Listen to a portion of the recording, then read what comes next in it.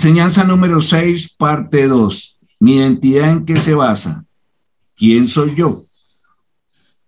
En la primera parte habíamos hablado respecto a lo que Dios quiere, cómo quiere que nosotros tengamos esa identidad, y habíamos hablado de la sabiduría de Dios en Proverbios 8:13. También habíamos tocado Efesios 2:10 y 4:13, donde el Señor nos invita a que reaccionemos, que tengamos una relación, ¿sí?, con Él primeramente y con la ayuda del Espíritu Santo para lograr la identidad en Cristo. Pero para hacer una mejor comprensión de lo que estamos hablando, de la personalidad, ¿cómo lo ve el mundo? ¿Cómo es que lo ve el mundo? Que es muy diferente a lo que Dios nos manda que hagamos. El mundo lo ve como un concepto psicológico de comportamiento, pero Dios no lo quiere así, sino a la manera de Dios. Entonces tenemos la guía de Romanos 12:2, por favor anótelo, que dice que seamos transformados mediante la renovación de nuestra mente. Decíamos que en 1 de Pedro 2:5, la Biblia dice que nosotros somos piedras vivas en la casa de Dios. Entonces Pedro hace aquí una enseñanza: también vosotros, como piedras vivas, sed edificados como casa espiritual para un sacerdocio santo. El Señor siempre nos va a hablar primero en un concepto espiritual antes que material, cosa que el mundo no lo ve así. Primero ven lo físico, lo material, y por último ven lo espiritual. Y mire que Pedro nos dice: seamos edificados como casa espiritual. Nosotros somos templo del Espíritu Santo cuando recibimos y somos injertados en nuestro Señor Jesucristo, que es lo que hemos llamado se llama en la Biblia el nuevo nacimiento. ¿Para qué? Para un sacerdocio santo, para ofrecer sacrificios espirituales, no físicos, aceptables a Dios. ¿Por medio de quién? De Jesucristo. Nosotros todo lo que hagamos tenemos que hacerlo por medio de Jesucristo y con la presencia y el poder del Espíritu Santo. ¿Por qué? Porque nosotros somos almas vivientes y necesitamos tener al Espíritu Santo en nuestra alma, ya que el alma no es nueva y necesita la ayuda del Espíritu Santo. Por eso aquí Pedro nos dice que para un sacerdocio santo, ¿qué es un sacerdocio? Ser una bendición para los demás mostrando a Cristo, no mostrándose uno mismo. Eso se llama un sacerdocio santo, para ofrecer sacrificios espirituales. ¿Cuáles sacrificios espirituales podemos nosotros hacer o entender? Todo aquello que queremos hacer, pero que no es correcto ni es la voluntad de Dios. Hay que sacrificar eso. Tengo rabia, tengo ira, tengo odio, no lo debo hacer. Debo sacrificar esos deseos para agradar a Dios, para que seamos aceptables ante Dios. ¿Quién nos ayuda ahí? Como estamos injertados en nuestro Señor Jesucristo, Él nos limpia, nos pule. En nuestra conversión los pecados visibles desaparecen. ¿Cuáles son los pecados visibles? Los que más hacemos con nuestro carácter. Acuérdense que nuestro carácter es mostrar lo que somos, sin pensarlo, por instinto. Si somos de mal genio, actuamos así. Si ofendemos a los demás, si tenemos una arrogancia, lo mostramos. Eso es nuestro carácter. Luego habrá una acción más profunda que se incidirá sobre nuestro ser. Dios está trabajando sobre nosotros allí donde hay conflictos espirituales. Debido a nuestra forma de ser, y su mano estará presente porque nosotros somos los diamantes de su creación. Sí, como piedras vivas el Señor nos pule, y acuérdense ustedes que el diamante es el mineral que más se pule, se talla para sacarle su riqueza, pero es durísimo. El diamante es un mineral natural compuesto de carbono primitivo y el más duro de todas las piedras, y así lamentablemente hay muchos corazones. La talla, o sea, pulirlo, es una operación para convertir el carbono puro, cristalino, en un diamante brillante. El nombre proviene del griego adamas, que significa invencible, y muchos corazones son como ese carbono. El Señor los quiere pulir, tallar, pero no nos dejamos. Seguimos en las mismas, tercos, como dice el Señor, tercos como una mula. Él nos considera como la piedra preciosa, como un diamante. El diamante es la forma cristalina del carbono. Los caracteres de identificación de un diamante son una extraordinaria dureza, su perfecto clivaje y su brillo y su luminosidad cuando están bien tallados. Tenemos que dejarnos tallar bien a la imagen y semejanza de ¿quién? De Cristo. Y eso no es fácil. Hay que morir a nosotros mismos, hay que pasar por pruebas y hay que recibirlas con nobleza, con humildad, esas pruebas, no quejándonos. Debemos reconocer nuestros errores para que el Señor nos los vaya quitando y no aparentar de que realmente no hemos hecho nada. Eso se llama ser religioso. Cada individuo creyente engendrado por el Espíritu Santo de Dios entra en el reino de Dios como una piedra viva, que el Señor nos va a tallar, nos va a pulir a través de las pruebas. De ese modo, también Él se hizo piedra viva. Mire que Él tuvo que hacerse hombre, pero Él es la piedra angular, o sea, la piedra que sostiene su iglesia, la piedra que nos sostiene. Eso se llama la piedra angular en arquitectura e ingeniería, la piedra que sostiene las bases. Si quitan esa piedra, se derrumba todo. Para la construcción del edificio espiritual que es la iglesia de Cristo, el cuerpo de Cristo. Y ahí es donde hay una mala interpretación cuando Jesús le dijo que sobre esta piedra construiré mi iglesia. Cuando el Señor le cambió el nombre a Pedro, que se llamaba Simón, él es una piedra viva, pero él no es la piedra angular, como muchos creen que él es el que sostiene la iglesia y a que a través del papado la iglesia se sostiene por el papado. Qué falsedad y qué engaño. Recordemos que la única piedra angular es Jesús y de resto todos nosotros somos piedra. Y el Señor dijo, sobre esta piedra, sobre esta roca construiré mi iglesia. ¿Cuál? Él es el cimiento y nosotros somos las piedras que iremos construyendo la iglesia del Señor. Teniendo ya eso en claro, ¿cuál es nuestro compromiso como nacidos de nuevo? ¿Cuál es? Si hemos nacido de verdad. Romanos 12:2 nos lo dice. No se amolden al mundo actual. Mire, no se amolden.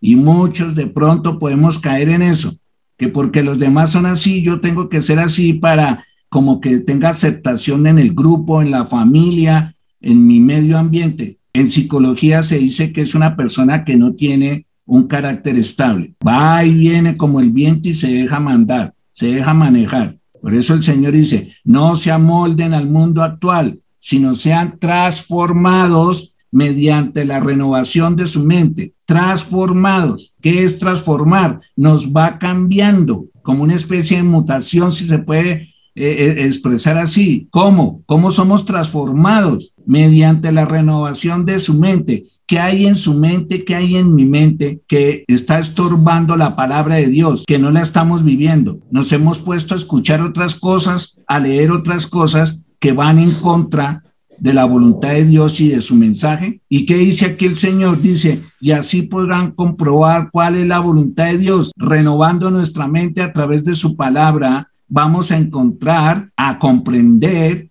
y a discernir la palabra de Dios, que es su voluntad. Es buena, agradable y perfecta. No debemos actuar en forma parecida o similar al mundo, porque entonces estamos negando la presencia de nuestro Señor Jesucristo, su identidad, porque ¿cuál sería la diferencia si seguimos pensando como el mundo? Sino que debemos permitir que nuestra mente o entendimiento sean transformados, renovados y sometidos libremente a la voluntad de Dios y a las Escrituras. Recordemos que nosotros somos vasos de barro, que el Señor es el alfarero, nos lo dice en Isaías. Pero ese barro, es arcilla. Si el vaso o la vasija está quedando mal, ¿qué hace el alfarero? Vuelve y la desarma, la espicha, para volver a hacer eso, ese vaso que quiere el alfarero. Lo mismo hace el Señor con nosotros. Él puede romper nuestra personalidad, Él puede romper nuestro carácter a través de las pruebas para que tengamos la identidad de Cristo. La transformación debe producirse en nuestro interior. Mucha gente le pone más interés y cuidado al exterior, cómo estoy de flaco, de gordo,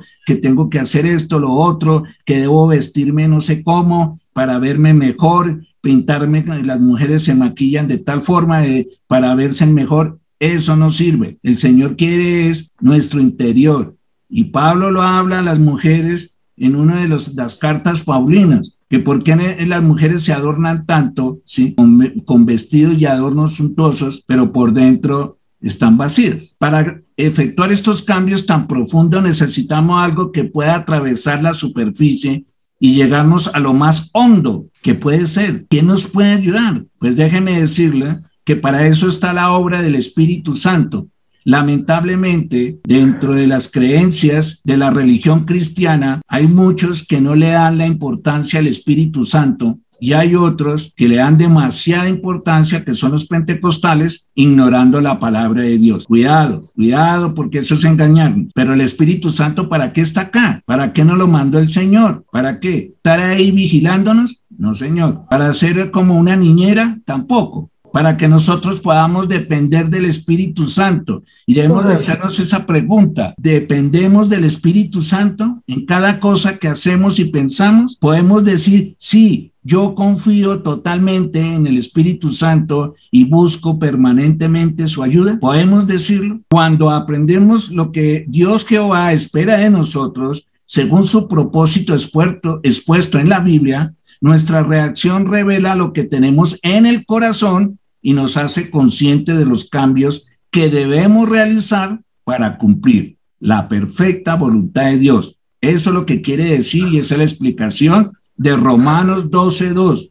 Y los invito a que hagan devocional sobre este versículo, lo mediten y le pregunten al Señor qué deben de hacer. El paso fundamental para superar el estilo de vida que nos presenta el mundo es revisar nuestras convicciones. ¿En qué estamos? Romanos 12:2 nos da el paso fundamental para superar el estilo de vida que nos presenta el mundo. Es revisar nuestras convicciones. No hablamos de una serie de reglas o principios como lo habla el mundo. No, de eso no se trata. Que nos parece que nos presentan un mundo fácil. Es revisar nuestras convicciones, sino que aquellas clases de convicciones que tenemos, por las que estamos dispuestos a dar nuestra vida, sean las de Cristo, sean las que el Señor quiere, haciendo la voluntad de Dios. El cristianismo no es un conjunto de enunciados filosóficos que ayudan a las personas a sentirse mejor o una serie de reglas para hacer una vida más aburrida. No, en ninguna manera. Mucha gente cree eso. Ay, yo no me meto en eso. Ay, yo no, mi vida se vuelve aburrida. Es que fulano sutal eso cambió y es más aburrido, religioso. No, de eso no se trata. Ahí están errados.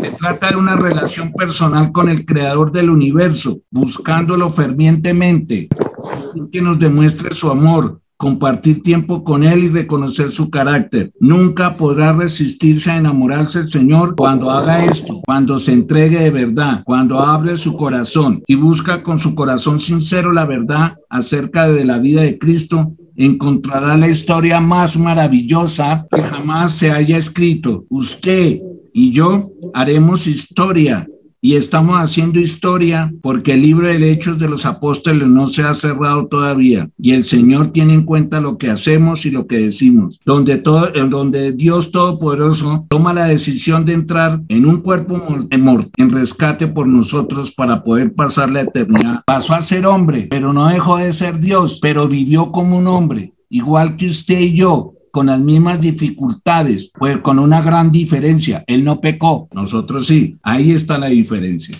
Pero él tuvo que hacerse hombre para podernos ayudar, para darnos esa eternidad. Tuvo que morir como hombre para darnos la oportunidad de resucitar con un nuevo cuerpo. ¿Qué religión promete eso? Ninguna. Dios lo mostró a través de su Hijo. No fue solamente algo escrito, Él lo mostró con su vida, con su muerte y con su resurrección. Dios transforma nuestra mente y nos hace de temple espiritual mediante el uso de su palabra, como nos templa como una espada, pero a través de su palabra. Así como usted invierte su tiempo en meditar en la palabra de Dios, memorizándola y haciéndola parte de su ser interior, Dios gradualmente hará su mente más espiritual. Él la va afinando como un fino instrumento, como un violín, de poco a poco. Él no va a afinarla de una sola porque se puede romper esa cuerda. Él va afinando poco a poco hasta que nosotros demos la nota perfecta. Y esa nota perfecta es dar la melodía de la presencia de nuestro Señor Jesucristo. Sabemos que nuestra mente controla nuestro cuerpo y nuestra voluntad controla nuestra mente.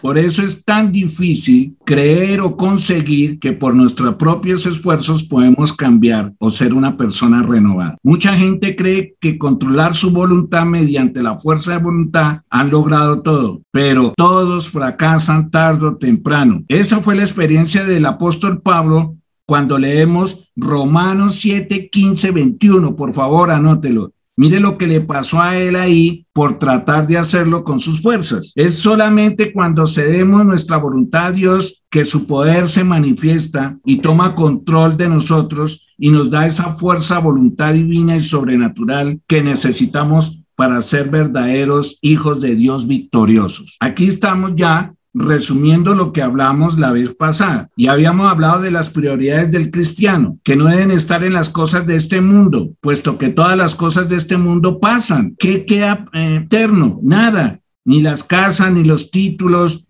ni los logros, nada de eso, ni siquiera el hogar de uno, porque tarde o temprano se acaba cuando alguno de los dos parte. Los hijos son prestados, como dicen por ahí. ¿Qué es lo que podemos nosotros conservar eternamente? La presencia de nuestro Señor Jesucristo. Todo se termina, nuestros bienes, nuestros privilegios, nuestra juventud. Hace 20 años atrás nos veíamos bien jóvenes y vigorosos. Hoy en día ya no nos vemos así. Se acaban los amigos, entre comillas, y todo lo que es fama y fortuna es efímera como la brisa del mar. La única constante a lo largo de nuestra vida será el inmenso amor de Dios hacia nosotros. Por tanto, nuestro mayor anhelo debe ser hacer tesoros en el cielo, donde las cosas no se echan a perder, no se extravían ni se devalúan. ¿Cómo hacemos esos tesoros? Por medio del Espíritu Santo, con el poder del Espíritu Santo, para que Él, al manifestarse, nosotros podamos mostrar la vida de Cristo. Mantengamos una mente aguda para evitar caer en las trampas de este mundo, los engaños, en conversaciones ociosas que no traen provecho a nuestra alma, lo que vemos y leemos, en frecuencia lugares que sabemos que no son agradables, nos metemos ahí cuando el Señor no los aceptan, pero es que se ha ido predicando una teología liberal que dicen que nosotros los cristianos, como somos luz, nos podemos meter con cualquiera, ir a cualquier sitio. Eso no es cierto. ¿Cómo debemos responderle a nuestro prójimo? ¿Conforme a nuestras emociones o conforme al amor y la identidad de Cristo? ¿Cómo debemos? Ahora vamos a mirar, por último, cómo lo ve el mundo. El mundo no lo ve que busquemos ser transformados renovando nuestra mente. Mire cómo lo ve el mundo. Lo ve en una cosmovisión que se llama personalidad, que era lo que habíamos hablado en el taller anterior. La personalidad es un concepto psicológico que nosotros deberíamos de llamarlo es el comportamiento, pero dentro de la ciencia se llama personalidad. Y lo habíamos dicho que eso era como una cajita, como una bolsita, que es un conjunto de actitudes, pensamientos, sentimientos y conductas. Mire todo lo que encierra el concepto que tiene la cosmovisión del mundo del comportamiento, que ellos lo llaman personalidad, que nos permite en cierto grado predecir, sea por intuición, suposición o pronosticar o anunciar la forma de ser y de reaccionar de las personas. Ahí es donde nosotros no podemos caer en la trampa y en el engaño. Yo ahora, antes de empezar el taller, le pregunté a una de mis concurrentes sobre la identidad y me vino a mostrarlo de la manera que lo muestra el mundo. Cuidado, porque no es con lo que nosotros tenemos, sino con lo que nos da Dios con la presencia del Espíritu Santo y el carácter de Cristo, su identidad. Todo esto que hemos hablado de la personalidad se encuentra ligado a lo que llamamos comportamiento. Llamar comportamiento es decir la personalidad de alguien. Oiga, su personalidad, es decir, oiga, su comportamiento, y con las que interpretamos la realidad. ¿Cuál realidad? Lo que nosotros somos, lo que vivimos, lo que tenemos en la mente, las cuales perciben a través del tiempo, o sea, dentro de nuestras experiencias, y que diferencian a una persona de todas las demás. Somos únicos, eso es cierto. La ciencia reconoce que no hay otra persona igual, ni lo habrá. Entonces, acuérdense de la cajita, que esa cajita es el comportamiento, pero que ellos la llaman la personalidad, que es inconmensurable y voluble, o sea, no se puede generalizar. Todo el mundo tenemos una personalidad, pero no es igual. Esa personalidad tiene un carácter, ¿sí?, y una identidad. El carácter es la reacción habitual. ¿Cómo reaccionamos? Nos dicen algo y ya, ¿qué? ¿Usted por qué? Es que ¿por qué esto? ¿Por qué lo otro? Ese es nuestro carácter. A veces yo digo son guachones, pero ese es el carácter de la persona. Y la identidad son los modelos de rasgo. ¿Qué identidad tengo? ¿Qué muestro? Que es como si estuviera en un teatro o en una película haciendo el papel de un personaje, pero realmente esa es nuestra identidad. La personalidad, cómo se mueve, interpretando la realidad que vemos, oímos o olemos, todo lo exterior, pero no miramos lo interno. Podemos definir el desarrollo personal, que así es como lo llaman la cosmovisión del mundo. Ellos llaman, tenemos que trabajar en el desarrollo personal. Pero ¿qué nos dice el Señor? Hijitos, sean transformados, renovados. Romanos 12:2. Mire que es diferente a lo que el mundo lo llama desarrollo personal. Y lamentablemente mucha gente le cree más a los hombres que a Dios y empiezan a trabajar en su desarrollo personal, que es un proceso de superación y crecimiento que nos ayuda a identificar nuestros verdaderos intereses. Vea eso, ¿qué es lo que a mí me interesa? Hacer plata, por ejemplo, tener esto, lo otro. ¿Qué tiene que ver con lo que el Señor nos manda? Y objetivos vitales para adquirir y potenciar los recursos necesarios para alcanzar así a darle sentido a nuestra vida. Es que tengo que trabajar más, es que tengo que hacer este negocio, no importa que sea torcido, pero necesito conseguir una plata para comprarme esto, una finca, lo que sea. Estoy desarrollando mi personalidad, dicen. Muy diferente a lo que Dios quiere que nosotros seamos, transformados mediante la renovación de su mente por medio del Espíritu Santo. Hoy en día, si entramos a ver YouTube o vemos libros de desarrollo personal, eso hay una cantidad de gurús y eruditos en eso. Y la lección se la saben de memoria y saben cómo engañar a la gente porque saben hablar y saben cómo hacerlo. ¿Qué estamos haciendo nosotros los hijos de Dios cuando tenemos al Espíritu Santo? Cuando queremos tener la identidad de Cristo, cuando tenemos su palabra, ¿qué hacemos? El desarrollo personal es la realización de un proceso de introspección en el que intentamos descubrir nuestra propia identidad. Imagínense eso. Intentamos. Ellos mismos lo reconocen.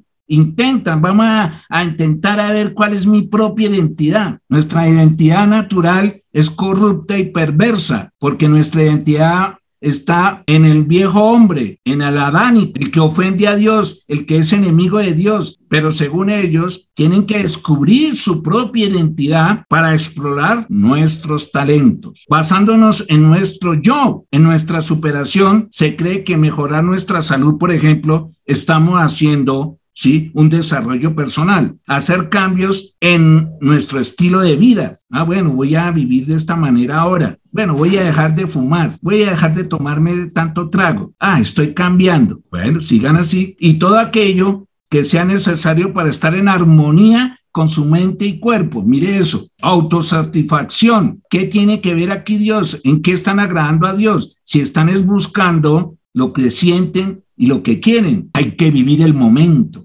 Es que necesito esas pasiones, esas emociones fuertes. Cuidado a aquellos que leen la palabra de Dios y son cristianos y tienen la mente en esas cosas que se están enredando. Cualquier persona que emprende el camino del desarrollo personal se encuentra con la misma pregunta. Ellos se preguntan, oiga, bueno, pero ¿quién soy yo? ¿Me he envejecido y qué he hecho en la vida? Una pregunta que deberíamos emprender el camino del desarrollo personal se encuentra en la misma pregunta.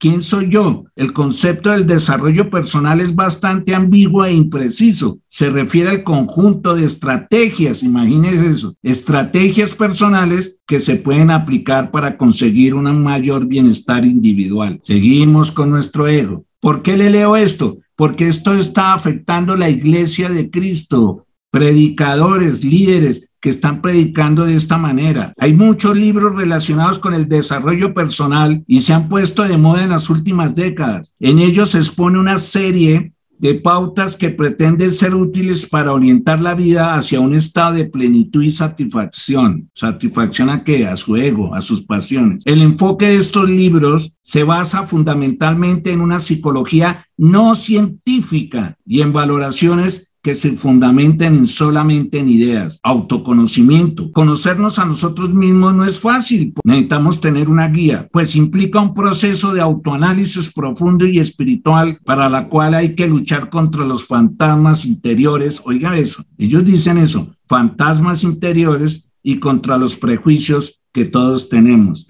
¿Por qué hay gente que lee la Biblia y se llama cristiano y están viendo esos videos y están leyendo ese tipo de literatura de desarrollo personal? que choca con lo que el Señor quiere, que seamos transformados mediante la renovación de nuestra mente con su palabra y con el Espíritu Santo. No hay un único modelo de desarrollo personal. Eso está bien claro en aquellos psicólogos que lo practican, que lo predican, que lo enseñan. No hay un modelo. Mientras que Jesús es el único modelo. Ahí estoy, puesto que se trata de propuestas muy variadas. Hay planteamientos que hacen hincapié en la espiritualidad del ser humano. También hace poco hablé con una persona que quiero mucho y de cierta manera estaba impactada con un médico en medicina natural, pero que no había visto en el corazón de él sus fundamentos espirituales, donde está llevando a muchas personas a perderse en su famoso desarrollo personal. Cuidado, por favor. Tenemos que discernir. Estas personas hacen propuestas y que pueden quitar ataduras psicológicas que nos oprimen, por Dios. ¿Quién cree eso? Hay enfoques que proponen técnicas de relajación para que la mente tenga control sobre el cuerpo. ¿Cómo no? Deberían de preguntarle a esas personas que practican esto, como la yoga, a ver qué han conseguido verdaderamente. ¿Han llenado ese vacío espiritual? No nos acordamos que tenemos un espíritu, solamente trabajamos con el alma cuando se habla de desarrollo personal, pero recordemos que somos seres tripartitas, donde nuestro ser se basa primeramente en el espíritu. Cada modelo de desarrollo personal es un conjunto de recetas que pretenden ser válidas para alcanzar la felicidad. Así lo llamo yo, unas receticas. A ver, tómese esta receta, mijito, a ver, practique esto, la yoga, practique lo otro. Eso le va a servir. Usted va a encontrar el destino de su vida. ¿Cómo no? Se quedarán esperando llenar ese vacío interior que todos tenemos cuando nacemos por la ausencia de Dios en nuestras vidas. Las doctrinas tradicionales como la religión y la política para muchos ya no funcionan porque hay una crisis global en relación con ellos, hay desconfianza, están defraudados. Entonces ahora buscan lo espiritual, el individualismo, que es más que un fenómeno para el desarrollo personal. Va dirigiendo al individuo concreto que necesita respuestas concretas. No es fácil estar ubicados en un mundo tan complejo como el nuestro para saber que el desarrollo personal nos va a sacar adelante. Eso no es así. Por lo tanto, necesitamos pautas claras y directas, la verdad, una especie de guía, y ese guía es el Espíritu Santo. ¿Dónde está el engaño? Nos preguntamos, ¿dónde está el engaño? La idea que uno tiene de sí mismo está formada por los distintos roles que desempeñan los contextos en los que se desenvuelven las actividades que realizan los rasgos que poseen. El estado de ánimo que presenta en cada ocasión, es decir, somos el conjunto de múltiples aspectos y todos estos seres y más, y asimismo podemos decir que nos conocemos cuando comprendemos cómo somos. Cuando no comprendemos lo que somos, ahí viene el engaño, el autoengaño. Hago claridad por si no me he hecho entender que todo lo que escuchamos y lo que les leí sobre la cosmovisión del mundo para cambiar el desarrollo humano no sirve para llegar a estar con nuestro amado Jesús, porque necesitamos ser salvos y para ser salvos necesitamos nacer de nuevo. Y para nacer de nuevo debemos de abrir nuestro corazón, ¿sí? Es ser injertados en Cristo y vivir para Cristo. Nadie puede por sí solo lograr la salvación. ¿Qué nos dice Romanos 8, 9, 10? Lo siguiente, 9. Pero ustedes ya no viven según estas inclinaciones. ¿De qué estábamos hablando? Sino según el Espíritu Santo. ¿Se dan cuenta que de quién dependemos? Si hiciéramos un censo, más del 70% de personas que dicen que son cristianas no tienen en cuenta al Espíritu Santo. Y mire lo que dice Pablo, puesto que el Espíritu de Dios vive en ustedes. Tremenda cosa cuando ignoramos al Espíritu Santo. Yo le he pedido perdón al Señor por eso. El que no tiene el Espíritu de Cristo no es de Cristo. ¿Se dan cuenta? ¿Y cuál es el Espíritu de Cristo? El Espíritu Santo. 10. Pero si Cristo vive en ustedes, el Espíritu vive. ¿Cuál Espíritu? El suyo, el mío, cuando nacimos de nuevo. Porque Dios lo ha hecho justos aun cuando el cuerpo está destinado a la muerte por causa del pecado. Por eso tenemos que salir de este cuerpo. Y dice en el 11, si el Espíritu Santo de aquel que resucitó a Jesús vive en ustedes, el mismo que resucitó a Cristo dará nueva vida a nuestros cuerpos mortales por medio del Espíritu de Dios que vive en ustedes. ¿Por qué ignoramos al Espíritu Santo? Oramos, sí, muy lindo, buscamos la presencia del Padre, de nuestro Señor Jesucristo, y el Espíritu Santo, ¿dónde lo dejamos? ¿Cómo queremos tener la identidad de Cristo si no contamos con el Espíritu Santo? Cuando nosotros asumimos la identidad en Cristo, que se basa con el poder y la presencia del Espíritu Santo, tenemos nuestra verdadera identidad, que somos hijos de Dios, que somos herederos del Padre y coheredero de nuestro Señor Jesucristo. ¡Qué cosa tan hermosa! Esta es la clave de nuestra vida, de su vida, de la mía. Y el apóstol Pablo nos lo dice, nos implora a vivir nuestra vida en Cristo. Mire, él nos implora, nos ruega. ¿Cómo será que hay gente tan dura del corazón que Pablo le implora? Oiga, abra su corazón al Señor. Él vive de esta manera a sí mismo, que cuenta con la gloria de que en Cristo Jesús él la obtuvo. Pablo tuvo que pasar ese proceso. En Romanos 5:17, nos habla aquí Pablo en Romanos 5:17, por favor, yo se lo leo, dice así: pues si la muerte reinó como resultado del delito de un solo hombre, es Adán, con mayor razón aquellos a quienes Dios en su gran bondad y misericordia gratuitamente nos hace justos y reinará en la nueva vida mediante un solo hombre, Jesucristo. ¿Quién me da a mí esa posición, por favor? En mi amado Jesús, que él fue el que hizo la obra. Por eso necesitamos tener la identidad de él, o sea, tomar la identidad de él y dejar que él viva por nosotros. De hecho, Pablo y sus epístolas nos anima a estar en Cristo, en él o en el Señor. ¿Sabe cuántas veces nos lo está diciendo? 160 veces. Que Pablo nos dice, oiga, confiemos en él, entreguemos nuestra vida a él. El propósito primordial de Dios para toda la creación es establecer su reino. ¿Y cómo lo va a establecer? Con aquellos que tienen la identidad de Cristo, o sea, sus hijos que somos discípulos de Cristo. ¿En dónde? Sobre la tierra, ¿a través de quién? De cada hombre, de cada mujer que quede acá, que esté acá, porque nosotros vamos a volver con cuerpos resucitados en el reino milenial. En Gálatas 3:28, 29, el Señor también nos habla lo mismo. Finalizando esta parte, que se compone de 2 secciones, quiero dejarles esta reflexión, pero a la vez también una frase que resume todo lo que hemos hablado. La personalidad se entiende como el ser de un individuo reflejado en su carácter y manteniéndose en su identidad. ¿Cuál es tu identidad? ¿La identidad de Cristo o la de identidad adánica? Cerramos con esta reflexión. No eres lo que piensas que eres, sino lo que haces, eso eres. La mente es el manantial de donde fluye la conducta, y la conducta es el reflejo de nuestro comportamiento. Por lo tanto, controla la fuente de lo que conoces y controlarás lo que fluye en ella, tus pensamientos. Lo que el hombre piensa, eso es. Es fundamental controlar los pensamientos. Proverbios 4:23. Si pensamos mucho tiempo en algo, terminaremos haciéndolo, porque del pensamiento nacen las acciones. Carácter de Cristo, identidad de Cristo, forma la personalidad de un hijo de Dios. No te engañes. Nos veremos.